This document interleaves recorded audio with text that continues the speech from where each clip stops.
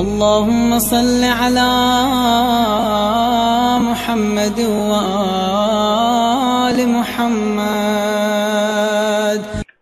اگر انسان اپنی زندگی میں روزے مکمل نہ کر سکے، یعنی مرنے والے کے ورثاء عام طور پر اپنے مرنے والے کے لیے روزے رکھواتے ہیں، نمازیں بھی پڑھواتے ہیں۔ اب یہ دیکھنا پڑے گا کہ مرنے والے کی نمازیں پڑھوانا یا روزے رکھوانا یہ مرنے والے کے مال میں سے تو نہیں ہوگا۔ یہ اصل میں تو بڑے بیٹے کی ذمہ داری ہے کہ وہ اگر باپ کا انتقال ہوا ہے تو باپ کی نمازیں پڑھے اور باپ کے روزے رکھے، یا نمازیں پڑھوائے یا روزے رکھوائے، البتہ وہ نمازیں اور وہ روزے کہ جو باپ نے مجبوری کے عالم میں چھوڑے تھے۔ باقی کسی پر واجب نہیں ہے، باقی کسی پر فرض نہیں ہے کہ مرنے والے کی روزوں کی یا نماز کی قضا کروائی جائے، لیکن عام طور پر کرواتے ہیں لوگ، اپنی والدہ کی، شوہر کی، بیوی کی، اس طرح کی نمازیں یا روزے قضا کرواتے ہیں، اور یہ بہت اچھا عمل ہے۔ ہمارے معاشرے میں اس کو انجام دیا جاتا ہے اور مزید اس کو آگے انجام دیا جانا چاہیے۔ لیکن ایک مسئلہ آیت اللہ سیستانی کا اس سلسلے میں بڑا اہم ہے ان افراد کے لیے کہ جو اپنے مرنے والوں کے روزے رکھوانا چاہتے ہیں۔ وہ یہ فرماتے ہیں کہ اگر آپ اپنے مرنے والوں کے روزے رکھوائیں تب بھی کوئی حرج نہیں ہے، اور روزے رکھوانے کے بجائے روزے کا فدیہ ادا کر دیں تب بھی روزوں کی ادائیگی ہو جائے گی۔ مثلا فرض کیجئے کہ مرنے والے نے 5 سال تک روزے نہیں رکھے تھے، تو پہلے تو یہ دیکھنا پڑے گا کہ کیا مرنے والے نے کسی مجبوری کی وجہ سے روزے چھوڑ دیے ہیں۔ اگر مجبوری کی وجہ سے روزہ چھوڑ دیے ہیں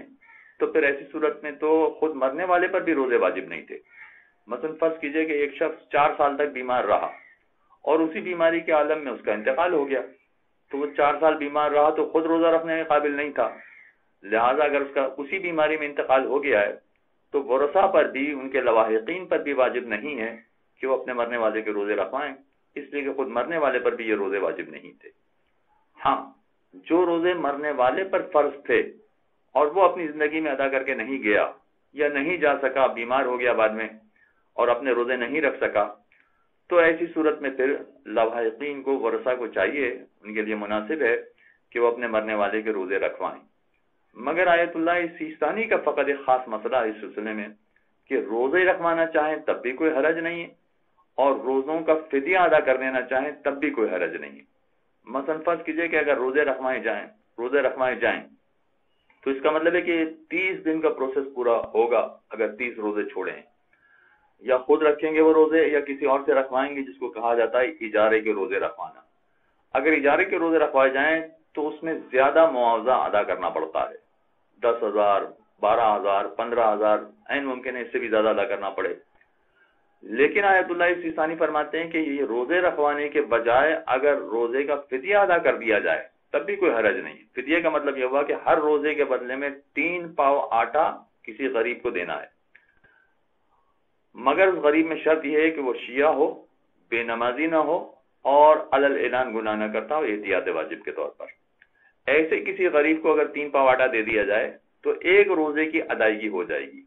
اب اگر فرض کیجیے کہ روزے رکھوائے جائیں تو معاوضہ ہو جائے گا 10,000 روپے،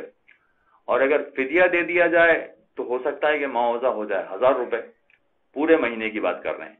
کہ پورے مہینے کے روزے کے رکھوائے جائیں تو 10,000 روپے دینے پڑیں گے، اور اگر اس کا فدیہ ادا کر دیا جائے تو معاوضہ ہوگا مثلا فقط 1,000 روپے۔ تو دونوں اختیار ہیں،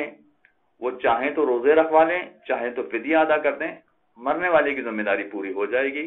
اور اس طرح سے روزوں کی ادائیگی بھی ہو جائے گی۔ ہاں، ایک بات یہاں قابل توجہ ہے، یہ چونکہ مسئلہ فقط آیت اللہ سیستانی کا، دوسرے مراجع کرام کا نہیں ہے،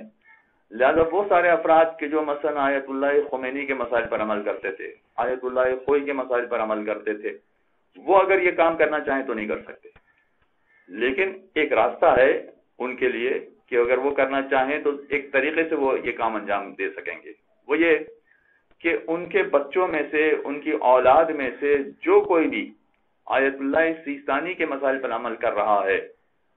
ان سے کہہ دیا جائے کہ تم اپنے دادا کے روزے کا فدیہ ادا کر دو، اپنی دادی، اپنی نانی، جو بھی ہے مرنے والے، ان کا فدیہ ادا کر دو۔ تو چونکہ یہ بچے آیت اللہ سیستانی کے مسائل پر عمل کرنے والے ہوں گے، باپ ممکن ہے نہ ہو، دادا ممکن ہے آغا خوئی کے مسائل پر عمل کرنے والا ہو، تو تو باپ اور دادا تو یہ کام نہیں کر سکیں گے، لیکن بچے چونکہ آیت اللہ سیستانی کے مسائل پر عمل کرنے والے ہیں، وہ اگر اپنے دادا، اپنے نانا، اپنی دادی کے روزے اس طرح سے رکھنے کے بجائے روزے کا فدیہ ادا کر دیں تو ان روزوں کی ادائیگی ہو جائے گی،